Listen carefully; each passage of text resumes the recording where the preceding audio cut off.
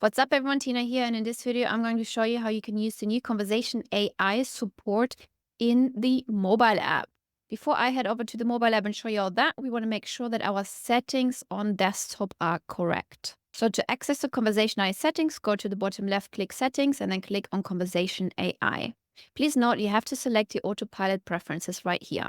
Under supported channels, make sure that you've selected the channel where you would like the suggestions to show up. In this example, I'm going to show you how we can use this with Instagram. So we need to make sure that under supported channels, Instagram is added. Scrolling further down, you can add your business name. You can add the wait time before responding. I like to keep the time as short as possible. You can add the maximum amount of messages you want to send via the bot. And you can add a timeout when you would like to send the bot to sleep.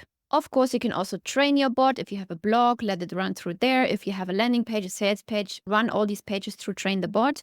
And under configure intents, also in this Instagram example I'm going to show you, we want to always work towards booking an appointment. So enable the appointment booking here and select the calendar here.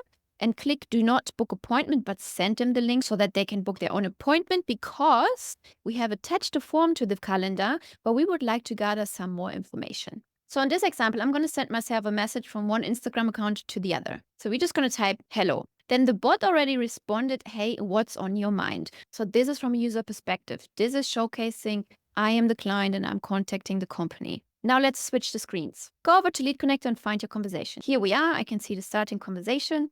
Then I can see my Instagram AI bot replied, hey, what's on your mind today? Let's switch back again. Let's say I would like to speak to someone on the phone and click send. Let's switch back to LeadConnector. You can see here the message coming in and you can see the AI bot just replied, got it. How about booking an appointment? That way you can speak directly with one of our experts. Now we always want to make sure that we train our bot and give signals, hey, this was a good response or this was a bad response. In this case, that's exactly what we wanted. So we're going to click the thumbs up.